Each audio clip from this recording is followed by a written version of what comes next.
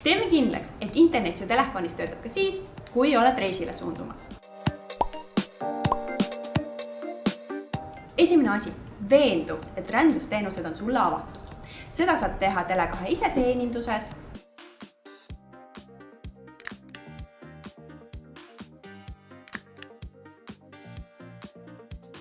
või võttes ühendust meie klienditeenindusega, kuid vaatame nüüd üle sinu telefoni.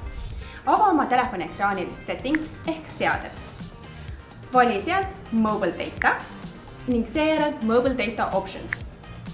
Vali Mobile Data Network ning veendu, et APN rida ei oleks tühi.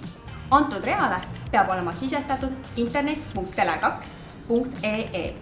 Seejärel liigu lihtsalt tagasi ning veendu, et data roaming sinu telefonis on lubatud. Juhul, kui sa ei leidnud hetkel lahendust, siis võta meiega julgelt ühendust helistades 6866 866 või chati meiega Tele2 iseteeninduses või Facebookis. Mõnusat reisi!